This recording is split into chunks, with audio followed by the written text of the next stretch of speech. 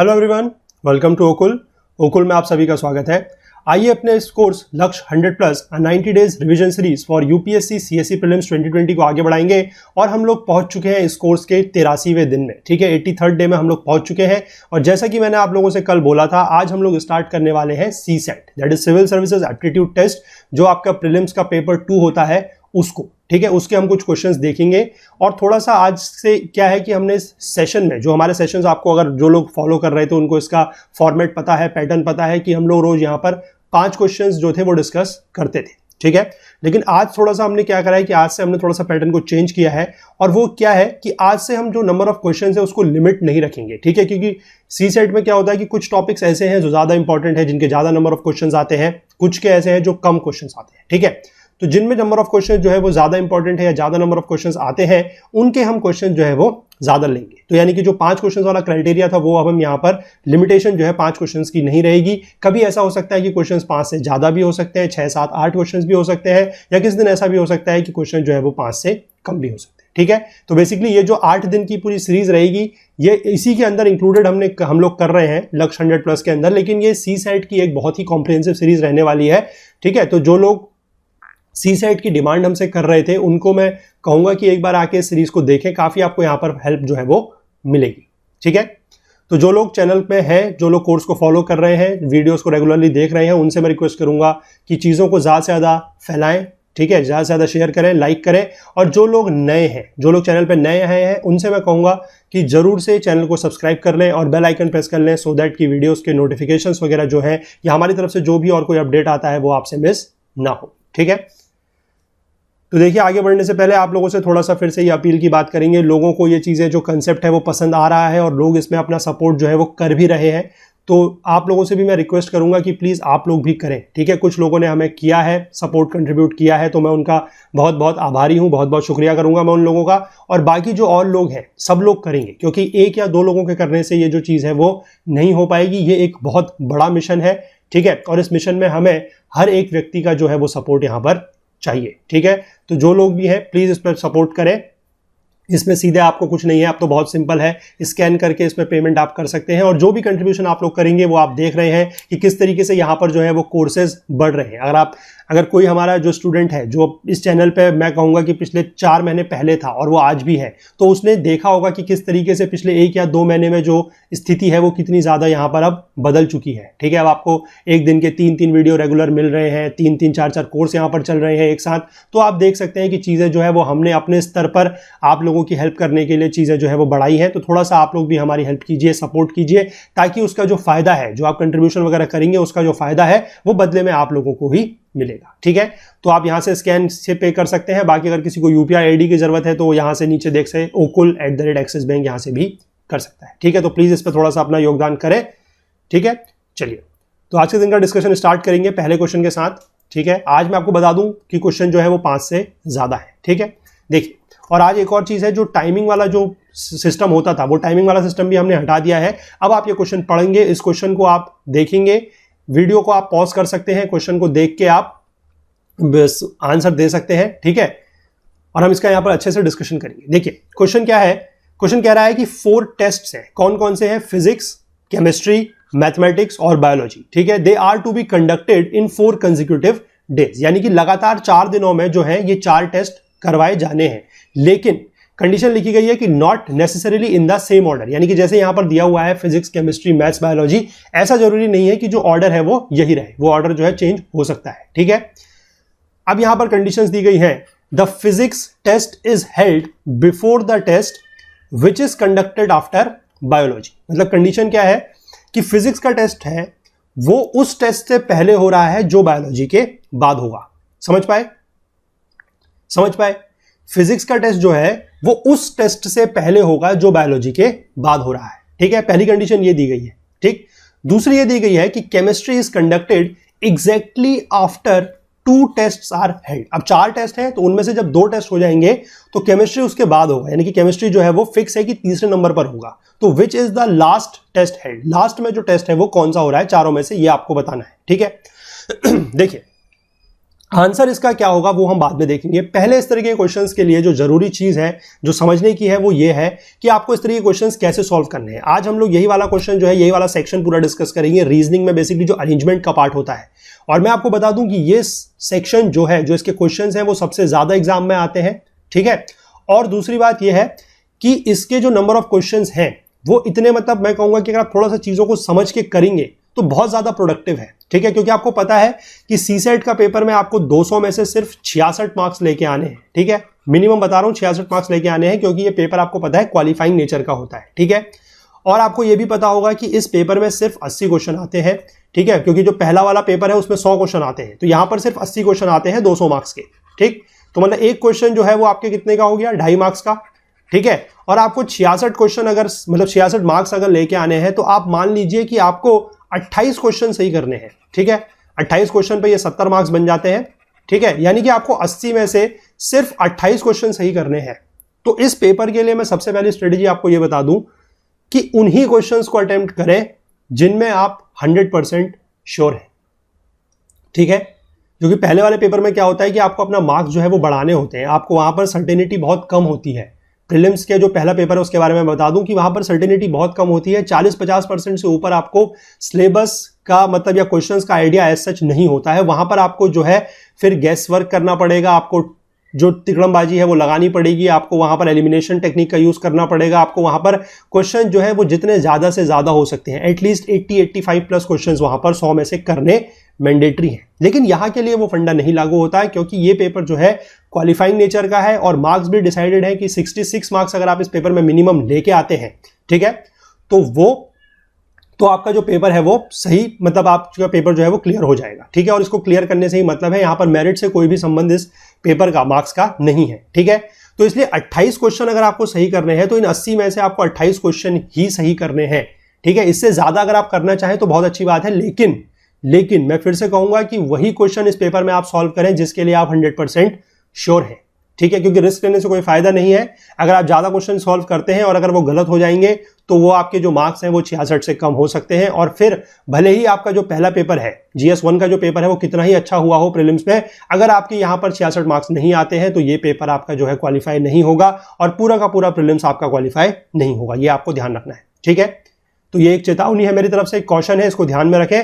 और 28 क्वेश्चन को पहले आप गैदर करने की कोशिश करें, 28 क्वेश्चन को फोकस करने की कोशिश करें कि कौन से वो 28 क्वेश्चन होंगे जो आपको करने ही करने हैं और जो 100% आप, जिसमें आप 100% श्योर हैं कि ये क्वेश्चन बिल्कुल सही, ठीक है। अगर वो 28 क्वेश्चन आपने कर लिया तो बाकी आपको फिर इस पेपर में मैं कहूंगा कि हाथ लगाने की जरूरत नहीं है, लेकिन वो 28 क्वेश्चन में आप 100% श्योर होने चाहिए कि ये क्वेश्चन जो है बिल्कुल सही है, ठीक है। तो इसीलिए हमने इस सेक्शन से आज लिया है जो रीजनिंग में अरेंजमेंट का सेक्शन होता है। बहुत इंपॉर्टेंट सेक्शन है, बहुत ज्यादा इसके क्वेश्चंस आते हैं, और मैं भी आपको दिखाऊंगा कि किस तरीके से इसके जो क्वेश्चंस हैं वो इतने, मतलब इस तरीके के हैं कि एक ही क्वेश्चन का स्टेटमेंट है, अगर आपने वो स्टेटमेंट सॉल्व कर लिया, आपने अरेंजमेंट बना लिया, तो आप 3, 4, 5 क्वेश्चन भी कभी कभी ऐसा है कि उसी एक स्टेटमेंट बेस पे आते हैं। तो 5-6 क्वेश्चन आने का मतलब है कि 5 क्वेश्चन का मतलब है 12.5 मार्क्स, 6 क्वेश्चन का मतलब है 15 मार्क्स। तो 66 में से अगर आप 15 मार्क्स एक क्वेश्चन से गैदर कर पा रहे हैं, एक अरेंजमेंट से 10 मिनट 15 मिनट लग भी जाते हैं, अगर तो वैसे इतने बड़े क्वेश्चन नहीं आते हैं कि 10-15 मिनट लगेंगे, लेकिन अगर मैं कह रहा हूं अगर 15 मिनट लगा के आपके 15 मार्क्स आ भी जाते हैं, जिस पेपर में आपको सिर्फ 66 मार्क्स चाहिए, तो कोई बुराई नहीं है। इसलिए हमने इसी सेक्शन से यहां से इस चीजों को आज स्टार्ट करने की बात कही है, ठीक है। आई होप आपको पसंद आएगी चीजें। नीचे कमेंट सेक्शन में जरूर बताइएगा कि आपको ये कंसेप्ट वगैरह जो है कि हम इस तरीके से स्टार्ट कर रहे हैं और ऐसे स्टार्ट कर रहे हैं, थोड़ा सा हमने जो अपना तरीका है उसमें फेरबदल किया है ये लक्ष्य 100+ वाले के लिए, तो ये आपको कैसा लगेगा मुझे जरूर बताइएगा, ठीक है। चलिए, तो यहां पर से क्वेश्चन में आते हैं। देखिए, सबसे पहले इन क्वेश्चन में आपको क्या करना होता है मैं आपको बता दूं कि जो स्टेटमेंट, क्योंकि इसमें अलग अलग कंडीशंस दी होती हैं, ये स्टेटमेंट दी होती है, आपको सबसे पहले स्टार्ट उस स्टेटमेंट से करना है जिस स्टेटमेंट में कंडीशन जो है वो 100% श्योर दी हुई है, ठीक है। जैसे कि इस क्वेश्चन की बात करें, इस क्वेश्चन में दिया गया है कि 4 टेस्ट है, ये आपको पता चल गए, ठीक है। 1, 2, 3 और 4, ये 4 टेस्ट आपको करवाने हैं, ठीक है। सब्जेक्ट पता है फिजिक्स, केमिस्ट्री, मैथ्स, बायोलॉजी, लेकिन ऑर्डर क्या है वो नहीं पता है, ऑर्डर ही हमें निकालना है, ठीक है। कंडीशन आपको 2 दी हुई है। पहला यह है कि जो फिजिक्स का टेस्ट है वो कब होगा, is held before the test which is conducted after biology, यानी कि बायोलॉजी के बाद एक टेस्ट होगा, ठीक है, या एक टेस्ट होगा या 2 टेस्ट होगा, जो भी है, उससे पहले, ठीक है, वो जो टेस्ट होगा उससे पहले फिजिक्स का टेस्ट होगा। अब ये बड़ी, मैं कहूंगा, कंफ्यूजिंग स्टेट है, आपको नहीं पता कि कौन सा टेस्ट बायोलॉजी के बाद होगा और फिजिक्स का टेस्ट किससे पहले होगा, तो उसको छोड़ दीजिए पहला फिलहाल के लिए, ठीक है। कंडीशन ये दी गई है कि chemistry is conducted is exactly after 2 tests are held, यानी कि केमिस्ट्री जो है वो तीसरे नंबर पर हो रही है 2 टेस्ट होने के बाद। तो ये बिल्कुल 100% श्योर कंडीशन है, तो आप केमिस्ट्री को यहां पर उठा के लिख दीजिए तीसरे नंबर पर। ये आपकी एक पोजीशन सेट हो गई कि केमिस्ट्री जो है वो तीसरे नंबर पे ही होनी है, ठीक है। अब देखिए, अब इसमें क्या लिखा गया है, अब आपके पास जो पोजीशन खाली है वो है पहली, दूसरी और चौथी, ठीक है। तीसरी जो पोजीशन है वो केमिस्ट्री को मिल चुकी है, वो अलॉट हो गई है, ठीक। अब पूछा क्या गया है कि केमिस्ट्री टेस्ट जो है is held before the test which is conducted after biology, ठीक है। अभी भी ये कंडीशन बहुत ज्यादा कंफ्यूजिंग है, लेकिन आप इसमें कुछ चीजें हैं, कुछ वर्ड्स है जो समझिए। देखिए, आफ्टर बायोलॉजी, इसका मतलब क्या है कि कोई पेपर ऐसा है जो बायोलॉजी के बाद हो रहा है, समझ पाए। आफ्टर बायोलॉजी कोई पेपर हो रहा है, इसका मतलब क्या है कि बायोलॉजी जो है वो चौथे नंबर पर नहीं आ सकती, क्योंकि बायोलॉजी के बाद कोई ना कोई पेपर हो रहा है, तो बायोलॉजी जो है वो चौथे नंबर पर नहीं आ सकती है। तो आपके पास ऑप्शन क्या बचेगा, चौथे पे या तो मैथ्स हो रहा है या चौथे पे फिजिक्स हो रहा है, ठीक। इस कंडीशन से आप आफ्टर बायोलॉजी से आप ये समझ पाए कि बायोलॉजी चौथे नंबर पर नहीं हो सकती है, वहां पर या तो मैथ्स हो रहा है या फिर वहां पर फिजिक्स हो रहा है, ठीक है। दूसरा, अब क्या लिखा गया है कि physics test is held before, ठीक है। Physics test is held before which is conducted after biology, ठीक। अब बायोलॉजी कहां पर आएगी, या तो यहां पर आएगी या फिर यहां पर आएगी, ठीक, समझ पाए। अब बायोलॉजी के लिए आप समझ जाइए कि बायोलॉजी पहली पोजीशन पे भी नहीं आ सकती है, क्यों, क्योंकि कोई टेस्ट ऐसा है जो बायोलॉजी के बाद हो रहा है और उससे पहले फिजिक्स को एडजस्ट करना है, ठीक है। तो फिजिक्स को एडजस्ट अगर हमें किसी टेस्ट से पहले करना है, ठीक है, क्योंकि फिजिक्स इज हेल्ड बिफोर, तो फिजिक्स भी इस चौथी जगह पे नहीं आ सकती, समझ पाए।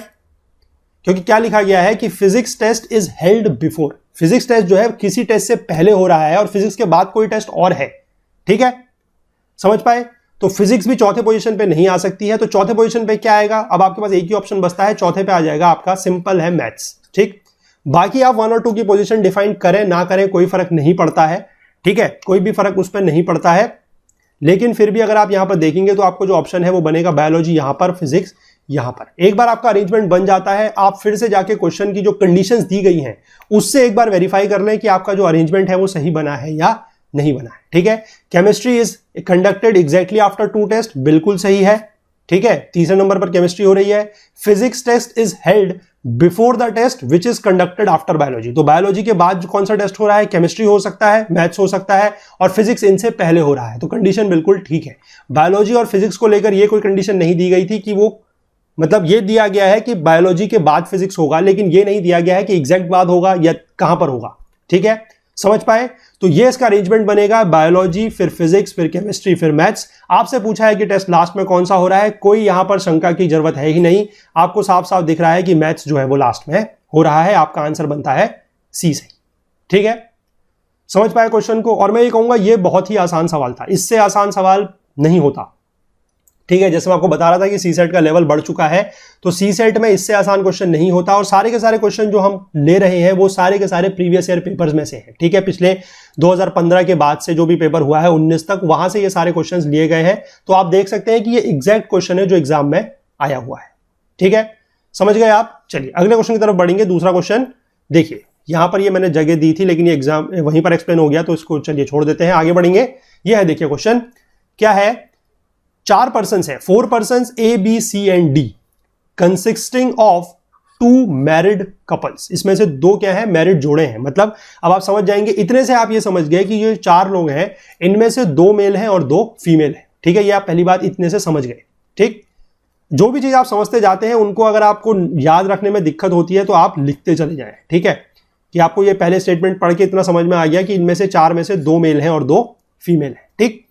इसके बाद क्या लिखा गया है कि both the women are shorter than their respective husbands, कि जो जोड़ा है, पति पत्नी का जो जोड़ा है, जो कपल है, उसमें से दोनों जोड़ों में क्या है कि जो पत्नियां हैं, जो वाइफ है, वो अपने हस्बैंड से छोटी है, शॉर्टर है, हाइट की बात हो रही है, ठीक है, ये भी आप समझ गए।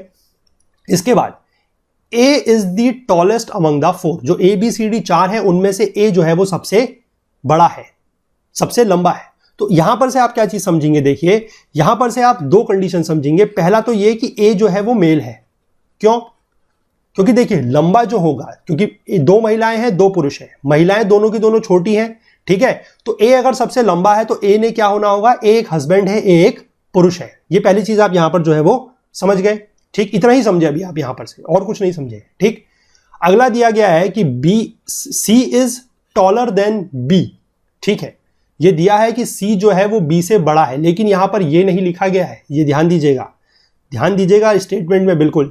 सी इज टॉलर देन बी ये लिखा हुआ है, लेकिन इन दोनों के बीच में संबंध क्या है, बी और सी के बीच में संबंध क्या है, क्या ये पति पत्नी है, ऐसा यहां पर डिफाइंड नहीं है। तो ये कंफ्यूजिंग स्टेट है, इसको अभी आप छोड़ दें। आगे आइए, डी जो है वो बी का भाई है, D is B is brother. ठीक है, D is B is brother, यानी कि डी क्या होता है, डी है दूसरा मेल। अब आपको पता है कि 2 मेल 2 फीमेल है, और डी जो है वो ब्रदर है, तो यानी कि डी दूसरा मेल बन जाता है। ठीक है, और डी जो है वो बी का भाई है, तो यानी कि 2 मेल हो गए, तो यानी कि हमारे पास जो बी और सी बचा है, ये दोनों फीमेल है। ठीक, बी और सी फीमेल है, और बी जो है वो डी जो है वो बी का भाई है, तो यानी कि अगर हम मेल फीमेल का जो कपल बनाएंगे उसमें बी यहां पर आएगा और सी यहां पर आएगा। समझ पाए, क्योंकि ये दोनों आपस में भाई बहन है। ठीक, ये आपका फीमेल है, ये भी आपका फीमेल है। ठीक है, ये बेसिकली एक ऐसा क्वेश्चन है जिसमें अरेंजमेंट के साथ आप कह सकते हैं कि जो ब्लड रिलेशन है वो भी इंक्लूड किया गया है। ठीक है, ये आप समझ पाए। यहां पर क्या है, सिर्फ ब्लड रिलेशन नहीं है। ब्लड रिलेशन में क्या होता है कि सिर्फ संबंध समझाए जाते हैं। ठीक है, लेकिन यहां पर क्या है कि ब्लड रिलेशन के साथ साथ ये जो कंसेप्ट दिया गया है हाइट वाला, इसको भी इंक्लूड किया गया है। ठीक है, तो ये एक तरीके से डबल कंसेप्ट पे क्वेश्चन है। ठीक है, ब्लड रिलेशंस आई होप आपको पता होगा, जिसमें रिश्ते वगैरह होते हैं। रीजनिंग जो आप लोग पढ़ते हैं वो उनको ये चीजों का आइडिया होगा। ठीक है ना, अगर नहीं है तो बताइएगा नीचे कमेंट सेक्शन में, फिर कुछ बनाने की कोशिश करेंगे वीडियोस उसके ऊपर। ठीक है, तो फिलहाल आप यहां पर समझे कि बी जो है वो ए की वाइफ है और सी जो है वो डी की वाइफ है, इतना आप समझ गए। ठीक है, अब यहां पर लिखा गया था, देखिए, तो यहां पर आप एक चीज समझ सकते हैं कि डी जो है उसकी हाइट ज्यादा होगी सी से, और बी की हाइट जो है वो ए की हाइट जो है वो बी से ज्यादा होगी। ये तो सीधी सी बात है ही है, क्योंकि ये ऊपर लिखा गया है कि women are shorter than their respective husbands. ठीक, और दूसरी चीज यहां पर यह भी दी गई है, इन दोनों के बीच में आपस में रिलेशन ये बनाया गया है कि सी जो है वो बी से छोटा है, सी जो है वो बी से छोटा है। ठीक है, अब देखिए, अब यहां पर कौन सा स्टेटमेंट जो है वो नॉट करेक्ट है, हमें यह बताना है। विच one of the following statement is not correct. ठीक, पहला, ऑल 4 हैव फैमिली टाइज, इनके बीच में पारिवारिक संबंध है, बिल्कुल है। ए और बी पति पत्नी है, संबंध है। डी और सी पति पत्नी है, संबंध है। और बी और डी जो है ये आपस में रिलेटेड है, भाई बहन, तो ये आपस में इनका संबंध जो है वो बन जाता है। तो चारों के बीच में फैमिली संबंध है, ये स्टेटमेंट सही है। हमसे पूछा गया है नॉट करेक्ट, तो ये हमारा आंसर जो है नहीं होगा, ए आंसर जो है वो नहीं होगा। ठीक, दूसरे में आएंगे, B is the shortest among the 4। ठीक है, बी जो है वो शॉर्टेस्ट है, कैसे पता लगेगा, देखिए, ए सबसे बड़ा है, ये हमें दिया गया है, इसको तो भूल जाइए। डी और सी में से सी छोटा होगा क्योंकि वाइफ है, और यहां पर दिया गया है कि सी जो है वो बी से बड़ा है, यानी कि बी जो है वो सी से छोटा होगा, तो सबसे छोटा कौन होगा, बी होगा, बिल्कुल सही है। समझ पाए, ए जो है वो सबसे बड़ा है, वो तो दिया गया है, तो वो सबसे छोटा नहीं हो सकता, उसको छोड़ दीजिए। बाकी बचते हैं बी, सी और डी। डी के लिए बोला गया है कि डी जो है मेल है, वो इसका पति है सी का, तो पति बड़ा है वाइफ से। ठीक है, हस्बैंड बड़ा है वाइफ से हाइट में, तो क्या होगा कि डी जो है वो बड़ा हो जाएगा सी से। ठीक, तो वो भी सबसे छोटा नहीं हो सकता। अगला दिया गया है बी और सी के बीच में रिलेशन कि जो सी है वो बी से बड़ा है। ठीक, तो इसलिए क्या होता है कि बी जो है वो सबसे छोटा बनेगा। ठीक है, B is shortest among the 4, तो ये स्टेटमेंट भी हमारी सही है। हमसे पूछा है रॉन्ग, तो ये गलत हो जाता है। अगला आता है C is taller than D. क्या सी डी से टॉलर है, नहीं है, क्योंकि सी वाइफ है, डी मेल हस्बैंड है, तो C is not taller than D, ये स्टेटमेंट जो है वो गलत है, और यही हमारा सही आंसर बनेगा। अगला आप लास्ट वाला चाहे तो चेक कर सकते हैं, ए इज बी इज हस्बैंड, बिल्कुल सही है, ये स्टैब्लिश रिलेशन जो है हम स्टैब्लिश कर चुके हैं। ठीक है, तो हमारा जो सही आंसर बनेगा इसका वो क्या बनेगा, option C, C is taller than D, ये स्टेटमेंट गलत है। ठीक है, मैं अभी इन क्वेश्चनों को आपको बहुत स्लो स्पीड में करा रहा हूं, इतने स्लो स्पीड में ये करे नहीं जाते हैं। ठीक है, मैं बिल्कुल इस तरीके से समझा रहा हूं कि आप लोगों को बिल्कुल ये जीरो लेवल मान के, कोई भी ऐसे स्टूडेंट हो जिनको अगर बिल्कुल भी कुछ चीजें नहीं समझ में आ रही हो या प्रॉब्लम हो कहीं पर भी, तो उनके लिए मैं इस स्पीड में समझा रहा हूं। जिन लोगों की अगर स्पीड तेज है, ठीक है, तो वो थोड़ा सा कॉपरेट प्लीज करें, क्योंकि यहां पर जो वीडियोस वगैरह बन रहे हैं वो हर तरीके के स्टूडेंट्स, हर तरीके के एस्पिरेंट्स को ध्यान में रख के बनाए जा रहे हैं। ठीक है, चलिए आगे बढ़ते हैं। यहां पर फिर से स्पेस दी गई थी, कोई बात नहीं। चलिए देखिए, यह है अगला तीसरा क्वेश्चन। अब देखिए, इसमें यहां पर एक लिखा गया है 3A, इसके 2 पार्ट है। ठीक है, पहला पार्ट ये जो 3A है और एक दूसरा है 3B। फिलहाल हम स्टेटमेंट पढ़ेंगे। स्टेटमेंट अगर एक बार हमारा अरेंजमेंट बन जाता है, तो मैं आपको बता रहा हूं कि एक क्वेश्चन में चाहे 1 दिया हो, ठीक है, चाहे स्टेटमेंट से 2 क्वेश्चन दिए हों चाहे ज्यादा दिए हों। और ऐसा हुआ है, मैं भी आपको एक क्वेश्चन दिखाऊंगा कि जिसमें एक ही स्टेटमेंट से 6 क्वेश्चन आए हैं। 6 क्वेश्चन का मतलब है 15 मार्क्स, ठीक है, बहुत ज्यादा इंपॉर्टेंट हो जाते हैं 15 मार्क्स 66 में से, ठीक है। तो ये देखिए स्टेटमेंट देखिए पहले यहां पर A B C D E and F, ये 6 जो है ये कजिन्स हैं, ठीक। देखिए no 2 cousins are of the same age, कोई भी जो 2 हैं वो सेम एज के नहीं है, मतलब सारे के सारे जो हैं वो अलग अलग एज के हैं, अलग अलग उम्र के हैं, ठीक। लेकिन क्या दिया गया है कि but all have birthdays on the same day of the same month, यानी कि जैसे आज की डेट ही हम मान लें, क्या डेट है आज 19 मई, तो सबका जो जन्म होता है वो 19 तारीख को होता है और मई के महीने में होता है, यानी कि 19 मई को ही सबका जन्म होता है। लेकिन ये सारे के सारे क्या है, सेम एज के नहीं है, मतलब कोई भी जो है वो सेम एज के नहीं है। इसका मतलब क्या होता है कि सबका जो साल है वो अलग अलग है, ठीक है, सबका जो साल है वो अलग अलग है। और सीधी सीधी बात यहां पर एक और ये पता चलती है कि कोई भी 2 हैं उनके बीच में 1-1 साल का अंतर होगा। वो कैसे पता लगता है, देखिए यहां पर दिया गया है कि जो सबसे छोटा है, यंगेस्ट जो है वो 17 साल का है, और जो सबसे बड़ा है, जो कि नाम भी दिया गया है ई, ठीक है, इनमें से ई जो है वो 22 साल का है, यानी कि सबसे छोटा है 17, तो क्या क्या इनके बीच में रिलेशन बनेगा, मतलब एक 17 का है, 18 का है, 19 का है, 20 का है, 21 का है और 22 का है, तो ये है वो 6, मतलब इन 6 उम्र है उनकी, ठीक है, 17, 18, 19, 20, 21 और 22, ठीक, क्योंकि दिया गया है सबसे छोटा 17 का है, 18 जो उसके बाद सबसे बड़ा है वो 22 का है, ठीक है, और ये भी दिया गया है कि वो सेम मंथ और सेम डेट पे पैदा हो रहे हैं, मतलब उनकी जो डेट ऑफ बर्थ है वो सेम है, सेम मंथ और सेम डेट, ईयर अलग अलग है, तो इसलिए आपको यहां से पता लगता है कि हर के बीच का जो गैप है वो 1-1 साल का है, ठीक है। और यहां पर आपको ये दिया गया है कि जो सबसे बड़ा है ई वो यहां पर है, ये आपको दिया हुआ है क्वेश्चन में, ठीक। फिर यहां पर क्या दिया गया है कि एफ जो है is somewhere between B and D in age, F जो है वो बी और डी के बीच में है, यानी कि क्या हो सकता है, या तो बी इधर हो, एफ इधर हो, डी इधर हो, यानी कि बी सबसे छोटा है, मैं इधर से चलने की बात कर रहा हूं आपसे, इधर से, ठीक है। तो मैं अगर इस तरीके का अरेंजमेंट बना रहा हूं तो इसका मतलब ये डी जो है वो बड़ा है मेरे हिसाब से। अगर आप इसको इधर से बनाते हैं कि 22 से अगर आप 22 को इधर से शुरू करते हैं तो वो आपकी इच्छा है, ठीक है, वो फिर आपका अरेंजमेंट जो है उस तरीके से चेंज हो जाएगा, ठीक। चलिए तो देखिए क्या लिखा गया है कि एफ जो है वो बी और डी के बीच में है, ठीक है, यानी कि ऐसा भी हो सकता है या फिर ऐसा भी हो सकता है कि डी यहां पर हो, एफ यहां पर हो और बी यहां पर हो, और इनके बीच में गैप भी हो सकता है, ठीक है। मैं ये नहीं कह रहा कि गैप नहीं हो सकता है, गैप भी हो सकता है, ठीक, मतलब अरेंजमेंट ऐसा ही रहेगा, ऑर्डर यही रहेगा कि बी पहले आएगा, फिर उसके कुछ गैप के बाद एफ आ सकता है, फिर डी आ सकता है, या फिर डी पहले आएगा फिर एफ आएगा फिर बी आएगा, बीच में गैप हो सकता है, ध्यान दें, ठीक। आगे दिया गया है कि ए जो है वो सी से बड़ा है, ठीक है, ए जो है वो सी से बी से, sorry, A is older than B, तो यानी कि मेरे हिसाब से क्या होगा कि जो मैं अरेंजमेंट इधर से लेके चल रहा हूं, मेरे हिसाब से क्या होगा कि बी जो है वो इधर आएगा और ए जो है वो इधर आएगा, यानी कि ये ऑर्डर ऐसे ही चलेगा, ठीक है, वो कहीं पर भी हो, 20-21 हो, 18-20 हो, कुछ भी हो, लेकिन ऑर्डर यही रहेगा कि ए इधर होगा और बी जो है वो राइट में होगा, ए लेफ्ट में होगा, बी राइट में होगा, ठीक। आगे दिया गया है कि सी जो है वो डी से बड़ा है, तो यानी कि इसके हिसाब से सी मेरा इधर आएगा, डी मेरा इधर आएगा, ठीक। मैं फिलहाल यहां पर अरेंज नहीं कर रहा हूं इनको, ठीक है, ये मत समझिएगा कि मैंने इनके नीचे लिखा है तो ये ऑर्डर है, ये ऑर्डर नहीं है, मैं इनको जनरल समझा रहा हूं कि सी मेरा राइट में आएगा, डी जो है मेरा लेफ्ट में आएगा, ठीक। और एक कंडीशन दी गई है कि ए जो है वो सी से 1 साल बड़ा है, यानी कि मेरा ए इधर आएगा, सी इधर आएगा, और ये दोनों के दोनों जो है वो एग्जैक्ट मतलब अगल बगल होंगे, इनके बीच में कोई भी गैप जो है वो नहीं होगा। यहां पर गैप हो सकता है, यहां पर गैप हो सकता है, लेकिन यहां पर जो है वो गैप नहीं होगा, क्योंकि दिया गया है कि ए जो है वो सी से 1 साल बड़ा है, ठीक है। अब देखिए, अब इसको अरेंजमेंट लगाने की आप कोशिश करेंगे तो क्या बनाएंगे, बताइए क्या अरेंजमेंट बना सकते हैं इसमें आप। ए बड़ा है, आपको पता है कि ए बड़ा है, ठीक है। अब अरेंजमेंट बनाने की आप इसमें कोशिश करेंगे, 1 मिनट रुकिए, यहां पर ये थोड़ा सा मैंने शायद गलत लिख दिया है, इसमें दिया गया था कि ए इज ओल्डर देन बी, तो ए इधर आएगा, बी इधर आएगा, ठीक है, ऐसे होगा ये, थोड़ा सा इसको चेंज कर लीजिएगा कि क्योंकि ए बड़ा दिया गया है, ठीक है।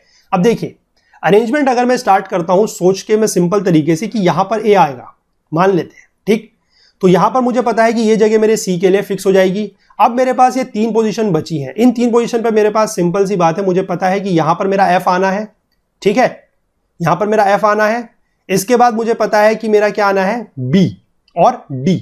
अब देखिए बी और डी जो है वो ऐसे भी आ सकते हैं और ऐसे भी आ सकते हैं, ठीक है, दोनों पोजीशन हो सकती है।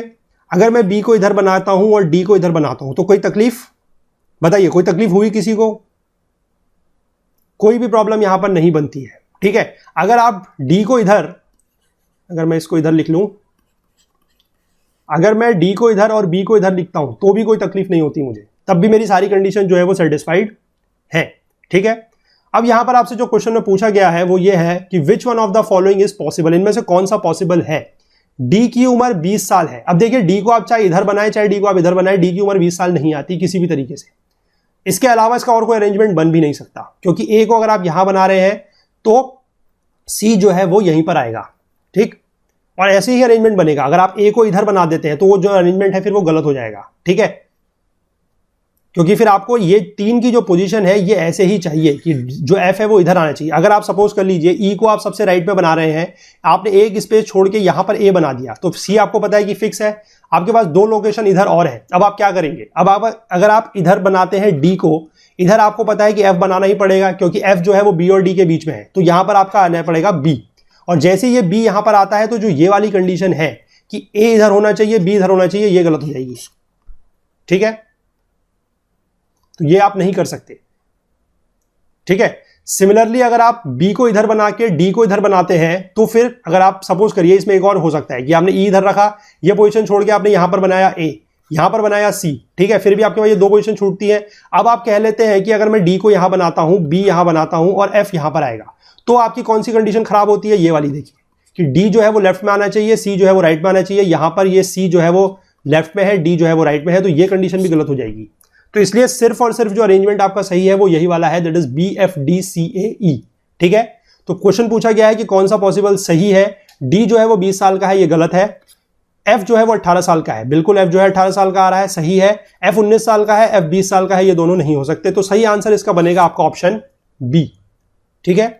ऑप्शन बी इसका सही बनता है। देखिए अब आपको अरेंजमेंट समझ में आ गया है। अब मैं आपसे किसी की भी कोई भी पोजीशन अगर पूछता हूं तो अब आप जवाब दे सकते हैं, ठीक है। ये याद रखिएगा जो ऑर्डर बना है B F D C A ई। इसमें एक क्वेश्चन और है वो भी देख लेते हैं हम। देखिए क्वेश्चन ये है कि what is the number of logically possible orders of all 6 cousins in terms of increasing as.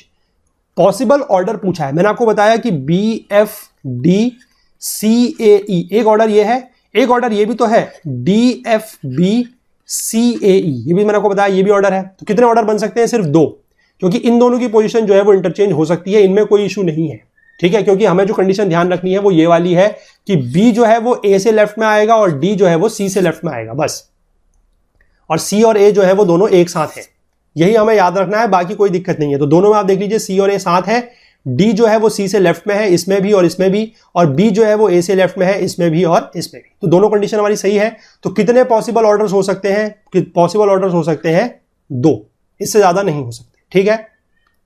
देखिए ये है सी सेट का लेवल, बहुत ज्यादा आसान नहीं है लेकिन बहुत ज्यादा टफ भी नहीं है। अगर आप समझ के सोच के करेंगे तो क्वेश्चन बड़े आसानी से हो जाएंगे, ठीक है।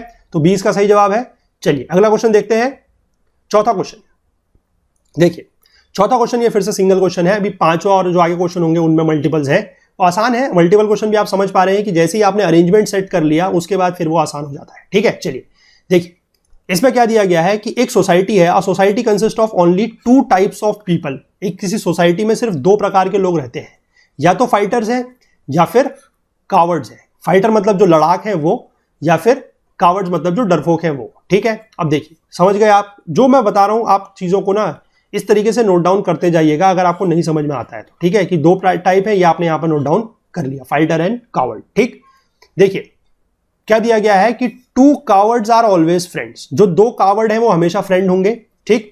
अ fighter and a coward are always enemies, यानी कि अगर एक इधर है और एक इधर है तो वो हमेशा क्या होंगे, एनिमीज होंगे, और अगर 2 कावर्ड है तो वो हमेशा फ्रेंड होंगे, ठीक। Fighters are indifferent to one another, जो फाइटर्स हैं they are indifferent to one another, ठीक।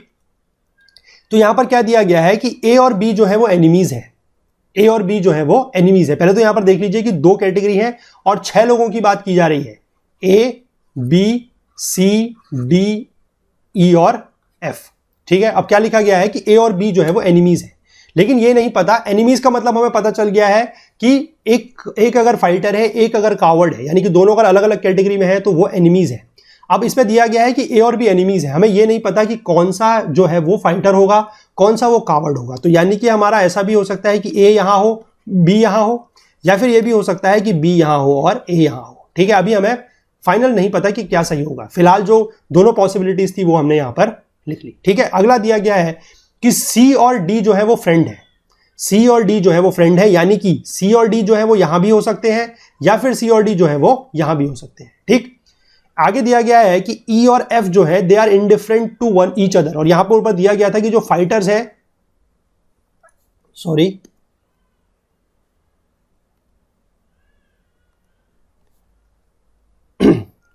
ठीक है, ये आप समझ गए। यहां पर दिया गया है कि ई और एफ जो है वो इनडिफरेंट है टू ईच अदर। ठीक है, और यहां पर ऊपर दिया गया है कि fighters are indifferent to one another, यानी कि ई और एफ जो है वो क्या है, फाइटर है। ये आपको बिल्कुल जो है कंक्लूसिव बिल्कुल पता लग रहा है कि ई और एफ जो है वो यहां पर है। ठीक, आगे दिया गया है कि A and E are not enemies. अब ई और एफ आपको पता है कि यहां पर है, और दिया गया है कि ए और ई जो है वो एनिमीज नहीं है, यानी कि ए जो है वो यहां पर नहीं हो सकता। ए यहां पर नहीं हो सकता तो बी यहां पर नहीं हो सकता। ये जो पहला वाला हमने बनाया था पॉसिबिलिटी वो यहां पर रूल आउट हो जाती है। ठीक है, और आगे दिया गया है कि B and F are enemies. ठीक है, बी और एफ जो है वो एनिमीज है। एक मिनट यहां पर कुछ, एक मिनट, ये थोड़ा सा यहां पर गलती हो गई। ये ए है, एक मिनट देखिए, ये है ए एंड ई जो है वो एनिमीज नहीं है, यानी कि वो फ्रेंड होंगे, और फ्रेंड वो कब हो सकते हैं, जब वो एक ही कैटेगरी में हो। ठीक है, यानी कि ए और ई जो है वो एक ही कैटेगरी में होंगे, तो ये वाला जो हमारी पॉसिबिलिटी थी सही है, तो ये वाली पॉसिबिलिटी हमारी कट जाती है। और दूसरा यहां पर लिखा भी गया है कि बी और एफ जो है वो एनिमीज है, यानी कि ये दोनों क्या होने चाहिए, अलग अलग उसमें होने चाहिए। तो बी यहां पर है, एफ यहां पर है, ये एनिमीज जो है ये सही है। ठीक है, लेकिन एक कंडीशन मैं आपको यहां पर बताऊं कि सी और डी के बारे में आपको यह पता है कि ये दोनों एक ही ग्रुप में होंगे, लेकिन ये नहीं पता कि वो कावर्ड है या फाइटर है। ठीक है, तो हमारे जो ग्रुप की पॉसिबिलिटी बन सकती है वो ये है, देखिए ये फाइटर है, ठीक है, और ये कावर्ड है। फाइटर में आपके हो सकते हैं या तो ए है, सी है, डी है, ई है और एफ है, या तो ये 5 के 5 यहां है। ठीक, और बी केवल यहां पर अकेला है, या तो ये हो सकता है, या फिर दूसरा अरेंजमेंट ये भी हो सकता है कि फाइटर और कावर्ड में अगर मैं बात करूं तो ए यहां पर है, ई यहां पर है, एफ यहां पर है। ठीक है, और बी सी डी जो है वो यहां पर है। ये दोनों हमारी पॉसिबिलिटी है, क्योंकि ये वाली जो हमारी डाउट है वो दूर नहीं हुआ कि सी और डी कहां पर है। इतना पता है कि दोनों फ्रेंड है तो दोनों एक ही ग्रुप में होंगे, लेकिन कहां पर है ये हमें नहीं पता है। ठीक है, तो चलिए इन दोनों के आधार पर ही स्टेटमेंट पढ़ के देखते हैं, आंसर यहां से निकल जाएगा। Which of the following statements is correct. ठीक है, तो मैं आपको एक चीज और यहां पर बता दूं, एक टिप्स है कि अगर मान लीजिए कभी ऐसा होता है कि ये दो कंडीशन बनती हैं, तो ये मत समझिएगा कि आपने अरेंजमेंट गलत बनाया है। हो सकता है कि दो बन जाए, क्योंकि यहां पर भी इस क्वेश्चन में दो बन रही है, और क्वेश्चन में जो पूछा गया है वो उसका आंसर में फर्क नहीं पड़ेगा। मतलब ये जो दो अरेंजमेंट बने हैं, जो कंफ्यूजिंग की स्टेट है, उस तरीके का क्वेश्चन वहां पर नहीं पूछा जाएगा। ठीक है, आप यहां पर पढ़ के देख सकते हैं which of the following statement is correct, कि बी सी और एफ जो है वो कावर्ड है। बी सी और एफ कावर्ड है, ये आपको दिख रहा है। अगर आप याला अरेंजमेंट चेक करें या याला अरेंजमेंट चेक करें, ये वाली कंडीशन जो है ये कहीं से भी सेटिस्फाई नहीं होती कि बी सी और एफ जो है वो कावर्ड है, तो इसको काट दीजिए। ठीक, आगे दिया गया है कि ए ई एंड एफ जो है वो फाइटर्स हैं। ए ई एंड एफ जो है वो फाइटर्स हैं, वो दोनों से ही हमारा जो है सही हो रहा है। अगर ये है तब भी, ये है तब भी, तो मोस्ट प्रोबेबली हमारा आंसर जो है वो यही सही होगा। ठीक है, फिर भी हम जो बाकी दो स्टेटमेंट दिए गए हैं उनको एक बार कंफर्म कर लेते हैं। B and E are in the same category. ठीक है, बी और ई जो है वो यहां भी सेम कैटेगरी में नहीं है, यहां भी सेम कैटेगरी में नहीं है, ये स्टेटमेंट गलत हो जाती है। आगे दिया गया है कि ए और एफ जो है वो डिफरेंट कैटेगरीज में है। तो देखिए ए और एफ जो है वो यहां भी सेम आ रहे हैं, यहां भी सेम आ रहे हैं, तो डिफरेंट का मतलब नहीं बनता है। तो हमने देख लिए बाकी तीनों स्टेटमेंट गलत हैं और ये वाला स्टेटमेंट सही है, और ये हमने वैसे भी देख लिया है। ठीक है, तो आंसर क्या बनेगा इसका, ऑप्शन बी। ठीक है, तो अब ऐसी चीज पूछी ही नहीं गई है जिसकी वजह से आपको ये अरेंजमेंट की प्रॉब्लम आए। मतलब दो अरेंजमेंट बने, कोई दिक्कत नहीं है, आपसे जो चीज पूछी गई वो दोनों अरेंजमेंट में आपने चेक कर ली कि बिल्कुल सही है। ठीक है, तो आपका आंसर बनेगा ऑप्शन बी। तो इस तरीके का भी अगर कभी कोई क्वेश्चन आप सॉल्व करते टाइम ऐसा हो जाए, तो ये मत समझिएगा कि आपने गलत बनाया है और उस अरेंजमेंट को आप बार बार चेक मत करती रहे, मतलब चेक करते रहने में अपना टाइम वेस्ट मत कीजिएगा। कभी कभी ऐसा हो जाता है कि इस तरीके का अरेंजमेंट बन रहे हैं, लेकिन सवाल भी उसी तरीके से दिया जाएगा कि आपसे वो जो चीज है वो उसी से सॉल्व हो जाएगी। ठीक है, चलिए अगला क्वेश्चन देखेंगे। देखिए अगला क्वेश्चन क्या है, यह है, देखिए अगला question, the plan of an office block for 6 officers. 6 officers हैं, उनके जो ऑफिस का प्लान है ऑफिस ब्लॉक का वो क्या है। देखिए 6 लोग कौन कौन है, 6 officers, A B C D E और एफ। ठीक है, देखिए both B and C occupy offices to the right of the corridor as one enters the office block. Suppose कर लीजिए ये कॉरिडोर है, इस रास्ते से एंट्री होती है, तो दिया क्या गया है कि बी और सी जो है वो राइट साइड है, यानी कि बी और सी इधर है, ठीक है। अभी कौन कहां पर है ये नहीं पता, बस इतना पता है कि वो इसके राइट साइड है, क्योंकि ये वाली साइड अगर आप जैसे ऐसे एंटर करेंगे तो ये राइट होगी, ठीक है, और ये वाली साइड क्या होगी, लेफ्ट होगी, ठीक। आगे दिया गया है A occupies on the left of the corridor, यानी कि ए जो है वो इस साइड है, ठीक, इतना पता लग गया। आगे दिया गया है E and F occupies the offices on the opposite side of the corridor, ठीक। ये पता लगा है कि ई और एफ जो है वो अपोजिट साइड है, यानी कि या तो अगर ई इधर है तो एफ इधर है, या फिर एफ इधर है तो ई इधर है, ये पता लगा है अभी बस। और क्या दिया गया है, but their offices do not face each other, यानी कि उनके जो ऑफिस है वो एक दूसरे के सामने नहीं है, यानी कि अगर ई इधर है तो एफ कहीं इधर होगा, या ई इधर है तो एफ कहीं इधर होगा, मतलब एडजेसेंट हो सकते हैं लेकिन आमने सामने, मैं कहूँ डायगोनल हो सकते हैं लेकिन आमने सामने नहीं है, ये कंडीशन है, ठीक। आगे दिया गया है कि सी और डी के जो ऑफिस हैं वो एक दूसरे को फेस कर रहे हैं, यानी कि सी और डी जो होंगे वो आमने सामने होंगे। ये आपको यहां से देखिए इंपॉर्टेंट चीज पता लगी, आपको पता है कि सी इधर है तो आपको ये पता लगता है कि डी यहां पर है, ठीक, ठीक है। आगे दिया गया है कि E does not have a corner office, E का जो ऑफिस है वो कॉर्नर नहीं है, ठीक। और एक चीज और दी गई है कि जो एफ का ऑफिस है is further down the corridor than A but on the same side, तो आपको पता लग गया कि एफ और ए का जो ऑफिस है वो सेम साइड है, तो ये वाली जो कंडीशन है वो हमारी अब गलत हो जाती है, हमें ये पता लग गया, ठीक है। अब यहां से हमें क्या पता लगा है, देखिए जो कंडीशंस, वो 3 कंडीशन पता लगी हैं फिलहाल, कि ए, डी और एफ का जो ऑफिस है वो लेफ्ट साइड है, बी, सी और ई का जो ऑफिस है वो राइट साइड है। अभी हमें केवल इतना पता लगा है, एग्जैक्ट पोजीशन अभी हमें पता नहीं लगी है, यानी कि अब हम समझ सकते हैं कि अगर हम लेफ्ट की बात करें और राइट की बात करें तो दोनों तरफ 3-3 ऑफिस है, हमें यह पता लग गया, 1 2 3, 1 2 3, और इनका मुंह इधर की तरफ को है, ठीक है, और इनका मुंह जो है वो इधर की तरफ को है, यानी कि ये फेसिंग दी कॉरिडोर है सारे के सारे, ठीक। अब इसमें कुछ और चीज देखेंगे, ये वाली स्टेटमेंट पढ़िए अब, E does not have a corner office, E जो है वो सबसे कॉर्नर में नहीं है, तो यानी कि ई यहां पर आएगा बीच में, ई का ऑफिस ये वाला है, ठीक, ये समझ गए। आगे दिया गया है, अब देखिए आगे दिया गया है कि सी और डी जो है वो एक दूसरे को फेस करते हैं, ठीक है, कि सी और डी का ऑफिस जो है वो फेस करते हुए है, तो अगर आप सी को यहां पर बनाएंगे तो डी यहां पर हो सकता है, पॉसिबिलिटी है, या फिर अगर आप सी को यहां बनाएंगे तो डी यहां पर भी हो सकता है, ये दोनों पॉसिबिलिटी अभी हमारे पास है। इसमें आगे देखिएगा जो ये वाली स्टेटमेंट दी गई है कि F office is further down the corridor than A, ठीक है, यानी कि एफ जो है वो आगे है और ए जो है वो पीछे है, समझ गए, एफ जो है वो आगे है, ए जो है वो पीछे है। अगर आप देखिए, अगर अब आप डी को यहां पर बनाते हैं, ठीक है, यहां पर देखिए एक प्रॉब्लम भी और है, ई और एफ जो है वो ऑफिस ऑक्यूपाई कर रहे हैं लेकिन उनके ऑफिस सेम फेसिंग नहीं है, ये यहां पर एक और इंपॉर्टेंट कंडीशन है, यानी कि इस पोजीशन पर जो है एफ नहीं आ सकता, ये आप ध्यान रखेंगे, ठीक है। तो एफ के लिए या तो ये पोजीशन बचेगी या फिर ये वाली बचेगी। नीचे एफ क्यों नहीं आ सकता, क्योंकि ये वाली कंडीशन दी गई है कि एफ का जो ऑफिस है वो ए से आगे है, यानी कि एफ आगे होगा, ए पीछे होगा, तो यानी कि इस पोजीशन पे जो मैं बात कर रहा था कि डी और दोनों जगह आ सकता है, तो डी अब आप समझ जाइए कि डी यहां पर नहीं आ सकता है, यहां पर सिर्फ ए आएगा, ठीक है। यहां पर एफ नहीं आ सकता है, यहां पर क्या आ सकता है, एफ यहां पर नहीं आ सकता है, सॉरी यहां पर जो है वो डी यहीं पर आएगा, यहां पर आपका आएगा क्या, ए, और यहां पर डी नहीं आ सकता है, यहां पर आएगा एफ, ठीक है। अब यहां पर अगर डी नहीं आ सकता तो यहां पर सी भी नहीं आएगा, तो आपको सी की पोजीशन भी फिक्स पता लग गई, ई की भी पता लग गई, एफ की भी पता लग गई और डी की पता लग गई, ठीक है, समझ पाए आप। सॉरी ये ए है, ये ए है, ये एफ है, ठीक है, समझ गए आप यहां तक।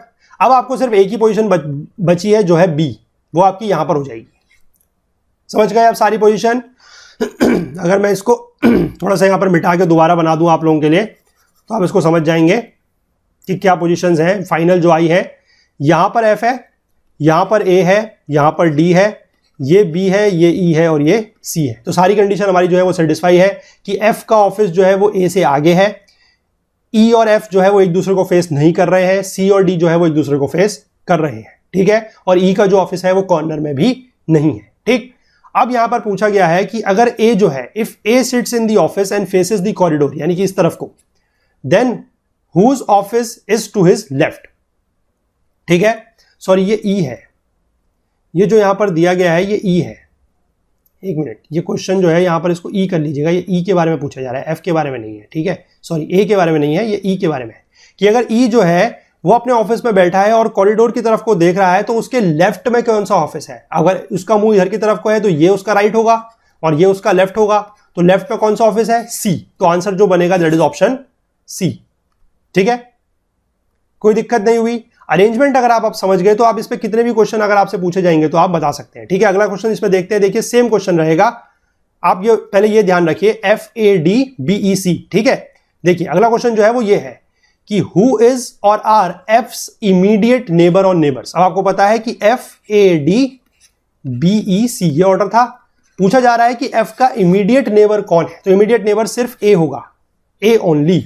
ठीक है, अगर एफ बीच में होता, ए इधर होता, डी इधर होता, तो इसके इमीडिएट नेबर कौन हो जाते, दोनों ए और डी, लेकिन ये इधर है तो इमीडिएट नेबर जो होगा वो सिर्फ ए होगा। ठीक है, तो करेक्ट आंसर इसका बनेगा ऑप्शन ए। ठीक है, अब आप जैसे ही आपने देखा कि ये पूरा का पूरा अरेंजमेंट आपका बन गया तो फिर कुछ भी क्वेश्चन आपसे पूछे जाएं अब आप बड़ी आसानी से बता सकते हैं। ठीक है, चलिए थोड़ा सा और आगे चलेंगे, इंपॉर्टेंट टॉपिक है इसलिए ज्यादा नंबर ऑफ क्वेश्चन इसमें हम लोग ले रहे हैं। जैसे मैंने आपको पहले ही बताया 5 क्वेश्चन पे सीमित हम लोग नहीं रखेंगे। ठीक है, चलिए अगले क्वेश्चन की तरफ बढ़ेंगे। क्वेश्चन पढ़िए क्या है, क्वेश्चन बड़ा इंपॉर्टेंट है, अच्छा क्वेश्चन है। ABCD जो है वो 4 स्टूडेंट है। ठीक है, 4 डिफरेंट सिटीज में ये पढ़ रहे हैं PQR और S, but not necessarily in the same order. ठीक है, 4 कॉलेजेस हैं, they are studying in 4 colleges. क्या क्या है, science college, art college, commerce college और इंजीनियरिंग कॉलेज, लेकिन फिर से not necessarily in that order. ठीक है, और ये 4 कॉलेज जो है ये 4 डिफरेंट स्टेट्स में सिचुएटेड हैं। वो स्टेट्स कौन कौन सी हैं, गुजरात, राजस्थान, आसाम और केरला, बट फिर से वही not necessarily in that order. Further हमें कुछ और कंडीशंस भी दी गई है, वो ये है कि देखिए डी इज स्टडिंग इन आसाम और ये सारी कंडीशंस दी गई है। अब देखिए इसमें आपको क्या करना है, ये क्वेश्चन मैं वही बता रहा हूं, इसमें 6 क्वेश्चन है, 6 क्वेश्चन, 15 मार्क्स का सवाल है इस क्वेश्चन में।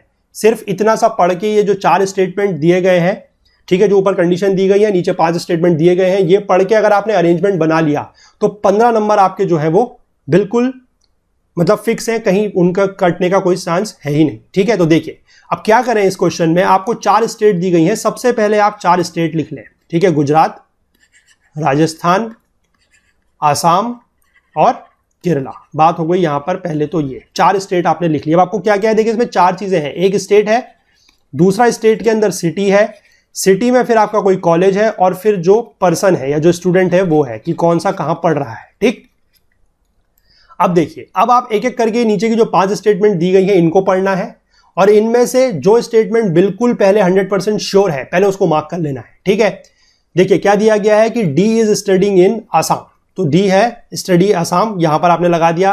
और यहां पर आप एक चीज और कर सकते हैं कि पहले इसको ऐसे लिख लीजिए, ABCD 4 लोग हैं, PQRS 4 शहर है, और आपका 4 कॉलेज भी हैं। कौन कौन से, science college, arts college, commerce college और इंजीनियरिंग कॉलेज। ठीक है, तो देखिए आपने जो कंडीशन यहां पर सेट कर ली वो क्या है कि डी जो है वो आसाम में पड़ता है, तो डी यहां से काट दीजिए। ठीक है, आगे आर्ट्स कॉलेज जो है is located in city S which is in Rajasthan. तो यहां पर 2 कंडीशन पता लग रही है कि जो आर्ट्स कॉलेज है वो कहां है, S सिटी में है, और S सिटी कहां है, राजस्थान में। तो S की आपको सिटी पता लग गई, S राजस्थान की, और यहां पर कॉलेज भी पता लग गया कौन सा है, आर्ट्स। ठीक, तो आपने आर्ट्स कॉलेज को भी सेट कर दिया, आपने जो सिटी S है उसको भी सेट कर दिया। ठीक, अगली स्टेटमेंट, ए जो है वो कॉमर्स कॉलेज में पढ़ रहा है, बहुत अच्छी बात है, ए जो है वो कॉमर्स कॉलेज में पढ़ रहा है, लेकिन ये किस सिटी में है, किस स्टेट में है हमें नहीं पता, कोई बात नहीं। बी जो है वो सिटी क्यू में पढ़ रहा है, बी जो है वो सिटी क्यू में पढ़ रहा है। ठीक है, फिर से हमें कॉलेज भी नहीं पता और हमें स्टेट भी नहीं पता, कोई बात नहीं।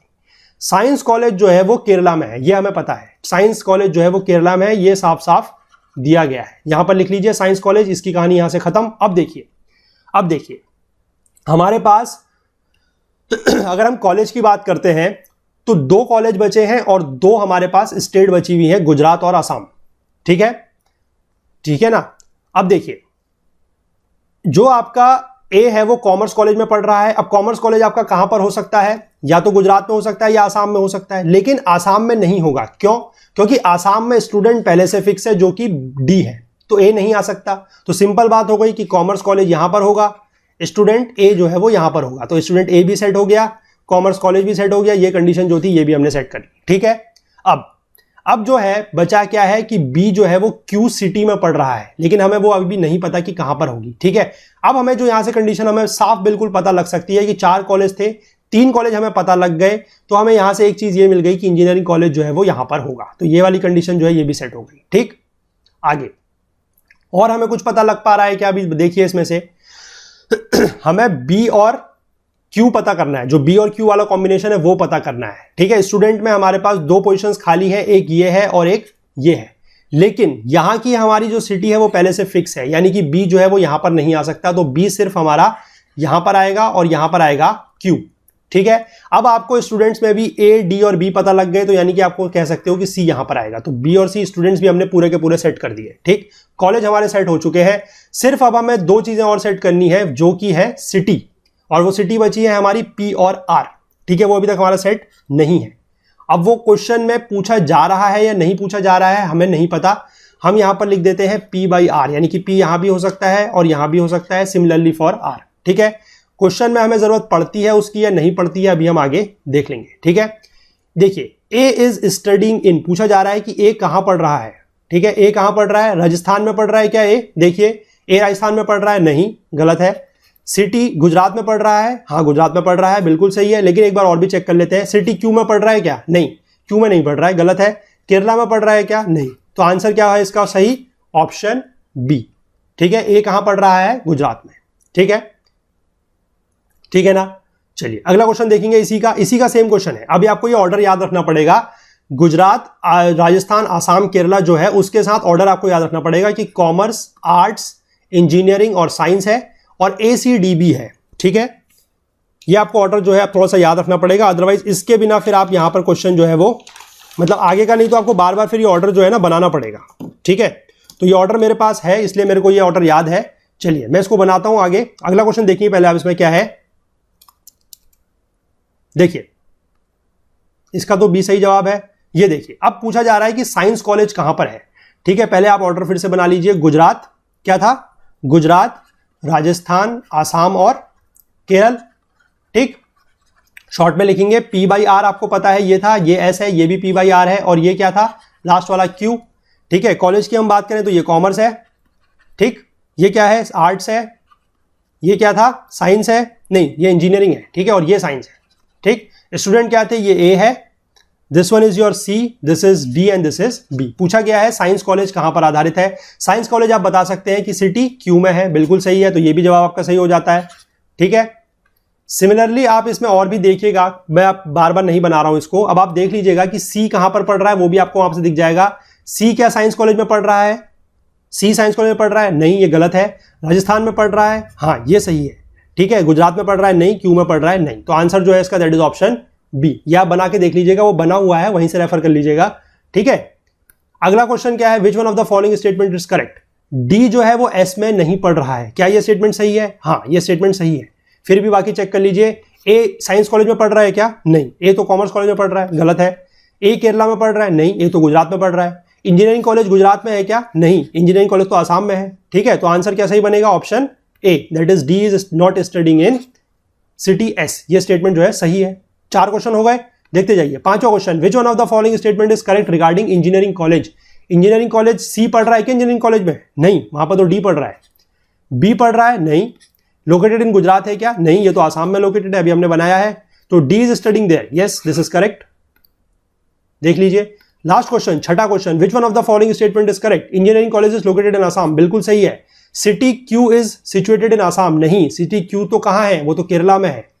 ठीक है, C is studying in Kerala, नहीं, वहां पर तो बी पढ़ रहा है। B is studying in Gujarat, नहीं, बी तो केरला में पढ़ रहा है। गुजरात में कौन पढ़ रहा था? ए। ठीक है, स्टेटमेंट कौन सा सही बनेगा? A, that is engineering college is located in Assam.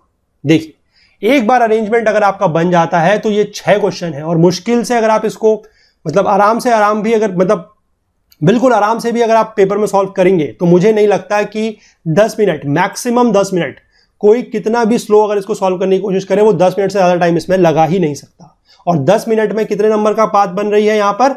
15 number, और 66 में से 15 नंबर दोस्तों बहुत मायने रखते हैं। ठीक है, लगभग 25% है, एक ही सवाल से 25% है। और ये क्वेश्चन मैं आपको बता दूं 2019 का क्वेश्चन है ये।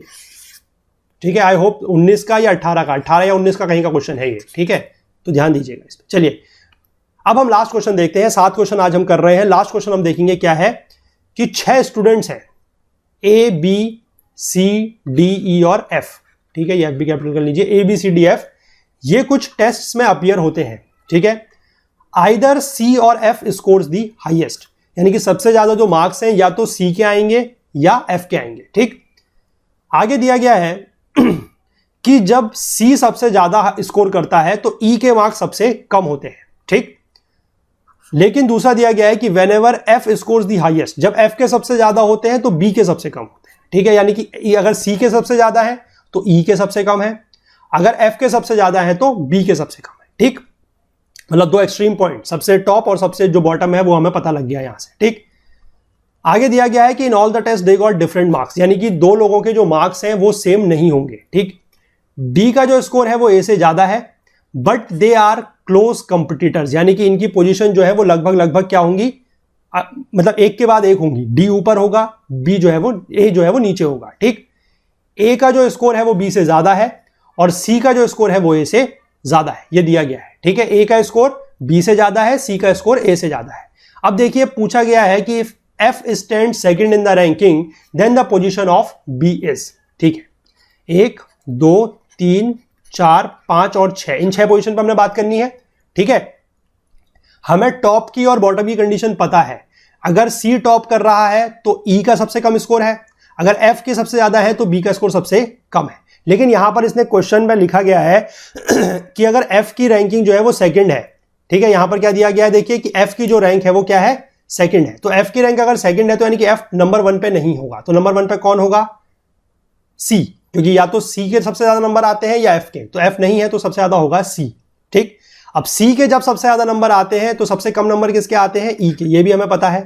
क्वेश्चन में ये दिया हुआ है कि एफ की रैंक सेकंड है, इतना हमें पता चल गया, ठीक है। अब हमें बताना है कि बी की पोजीशन क्या है। हमारे पास 3 पोजीशन बची है और 3 हमारे पास स्टूडेंट बचे हैं, कौन कौन, बी ए और डी, ठीक है। इनमें हमें पता है कि कंडीशन क्या रहनी है कि डी ऊपर आएगा और ए जो है वो नीचे आएगा, क्योंकि यहां पर लिखा गया है कि डी का स्कोर जो है वो ए से ज्यादा है और इनके बीच में कोई गैप भी नहीं होगा क्योंकि ये क्लोज कंपटीटर है, ठीक है। तो या तो ऐसा हो सकता है कि डी यहां पर हो, ए यहां पर हो, या फिर ये हो सकता है कि डी यहां पर हो और ए यहां पर हो, यानी कि पोजीशन की मैं बात कर रहा हूं 3 4 5 में, ठीक है। इसको ऐसे बना लेते हैं, थोड़ा सा आपको समझ में आ जाएगा। ये यानी कि ऐसे है, या तो ऐसा है कि डी और ए जो है वो चौथी पांचवी पोजीशन में होंगे, या फिर डी और ए जो है वो तीसरी और चौथी में होंगे, ठीक। अगर ये चौथी पांचवी में होते हैं तो बी यहां पर आएगा, अगर ये तीसरी चौथी में होते हैं तो बी यहां पर आएगा, क्योंकि पोजीशन फिर बची वही रही है। लेकिन ए जो है वो बी से ज्यादा स्कोर करता है, अगर ये वाली कंडीशन आप लेके चलेंगे तो ये वाली कंडीशन सेटिस्फाई नहीं होगी कि ए जो है वो बी से ज्यादा स्कोर करेगा, तो ये गलत हो जाती है। तो जो सही बनेगी वो सिर्फ ये है, ठीक है। डी यहां पर, ए यहां पर और बी यहां पर, ठीक है। अरेंजमेंट बन गया। जवाब बताइए कि पोजीशन बी की क्या है। बी की पोजीशन जो है वो है 5th। Answer correct is option C. बात खत्म हो गई। फिर से आप एक बार इसको याद रखिए, C F D A B E, ठीक है। अगला क्वेश्चन देख लीजिए इसी के साथ क्या है। लेकिन चलिए इसमें क्या है, हमें दोबारा बनाना पड़ेगा ये, क्योंकि इसमें क्या है कि यहां नीचे की कंडीशन चेंज हो रही है, तो वो जो आपका अरेंजमेंट बना है वो सिर्फ उसी क्वेश्चन तक सीमित रहेगा, ठीक है। लेकिन फिर भी हम बना लेंगे बहुत जल्द, कोई दिक्कत नहीं है। 1 2 3 4 5 6, यहां पर क्या दिया गया है कि बी का स्कोर सबसे कम है, तो बी का स्कोर जब सबसे कम होता है तो सबसे ज्यादा स्कोर किसका होता है, बी का स्कोर जब सबसे कम है तो एफ का स्कोर जो है वो सबसे ज्यादा है, ये हमें पता है, ठीक है, ये पता लग गया। आगे क्या दिया गया है, फिर से कंडीशन वही है कि अब हमारे पास 4 लोग बचे हैं, ई भी बचा है, बी ए और डी, ठीक है। अब देखिए फिर से हम वही करेंगे, हमें जो रिलेशन पता है वो किसका पता है, डी और ए का, वो ऐसा है, ठीक है। या तो डी और ए ये है, या डी और ए ये है, या फिर डी और ए ये है, ठीक। देखिए बहुत डीप में करवा रहा हूं मैं, इतना ज्यादा डीप की आई डोंट नो की आवश्यकता है या नहीं है, पर इसके बाद भी अगर आप लोगों को कुछ नहीं समझ में आता है तो मुझे बताइएगा, ठीक है। क्योंकि अभी हमारे पास कुछ दिन और हैं, 6-7 दिन अभी और हैं, हम कुछ इंप्रूवमेंट कर सकते हैं, पर मुझे नहीं लगता कि इतने डिटेल में करने के बाद किसी को भी समझने में कोई प्रॉब्लम आएगी, ठीक है। तो देखिए डी ए की जो पोजीशन है मैंने आपको बता दी क्या है। अब देखिए अगर डी ए ये है, अगर मान लीजिए पहली वाली पोजीशन पे डी और ए ये है, ठीक है, तो ई की पोजीशन क्या हो सकती है। अच्छा अभी हमारे पास, सॉरी ये बी तो हमारा सेट हो चुका है, हमारे पास जो बचा है वो सी है, ठीक है। अगर हमारे पास ये वाली पोजीशन है तो मान लीजिए ई और सी या तो ऐसे होंगे या ई और सी ऐसे होंगे, कोई दिक्कत नहीं है फिलहाल, ठीक है। आगे या तो ई और सी ये होंगे या ई और सी ये होंगे, ठीक है, या फिर ई और सी यहां पर होंगे और ई और सी यहां पर होंगे, ठीक है। लेकिन ये पहले आप लास्ट वाली कंडीशन देखिए, जो सी है वो उसका स्कोर ए से ज्यादा है, यानी कि सी जो है वो ए से नीचे नहीं हो सकता, तो ये वाली लास्ट वाली कंडीशन तो खत्म हो जाती है, तो यानी कि ये पूरा का पूरा जो है ये फेल हो जाएगा, इसको काट दीजिए आप, ठीक है। अगला सी का जो स्कोर है वो ए से ज्यादा है, तो ये वाली पोजीशन भी आपकी नहीं हो सकती, यानी कि यहां पर अगर आप बनाएंगे तो ई की पोजीशन यहां पर है, तो सी की पोजीशन जो है वो इसके हिसाब से अब कहां आ जाएगी, यहां पर, ठीक है, यहां पर, यानी कि ये ई है और ये सी है, ठीक है, समझ गए। अब यहां पर ये दोनों का नहीं पता लग रहा है, इसमें जो वाली कंडीशन है वो सेटिस्फाइड है कि सी का स्कोर ए से ज्यादा है, वो कोई हमें दिक्कत नहीं है। हमसे पूछा गया है कि सी की रैंक क्या है, क्या हम कह सकते हैं कि सी की रैंक सेकंड है, कह सकते हैं। क्या हम कह सकते हैं कि सी की रैंक थर्ड है, अगर हाँ, अगर हम याला देखें तो सी की रैंक थर्ड भी हो सकती है। तो अगर आप देखेंगे तो जो सी की रैंक है वो सेकंड भी हो सकती है और थर्ड भी हो सकती है, तो जो सही जवाब बनेगा वो बनेगा ऑप्शन डी, ठीक है, देख लीजिए ऑप्शन डी, ठीक। चलिए इसमें लास्ट क्वेश्चन एक और है इसी का पार्ट, वो भी देखते हैं।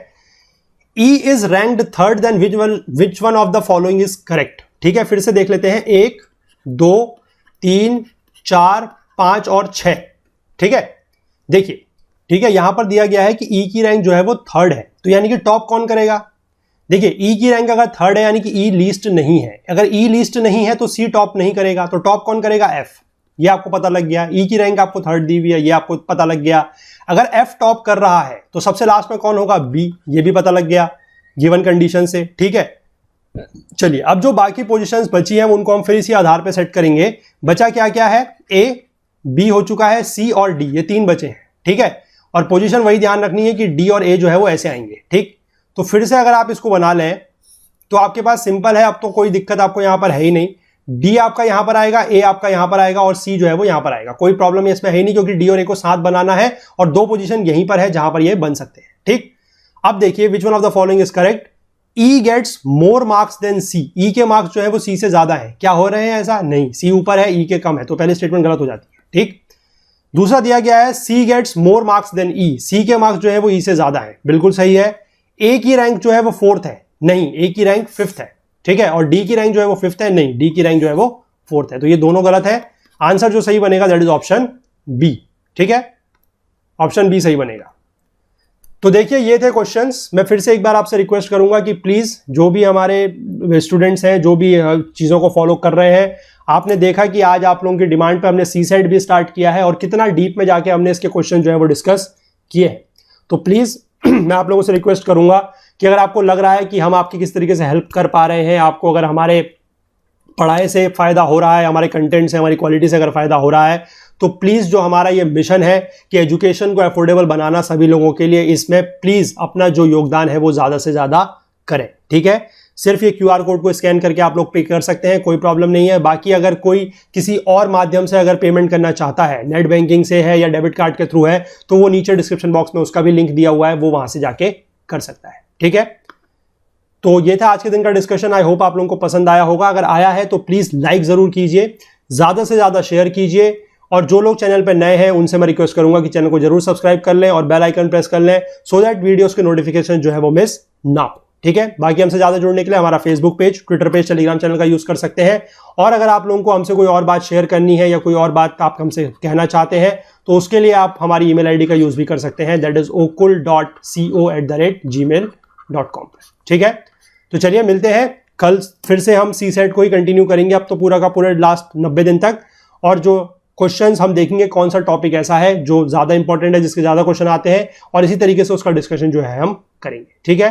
तो चलिए मिलेंगे कल को, तब तक के लिए please do take care of yourself. Thank you, have a nice day, good night.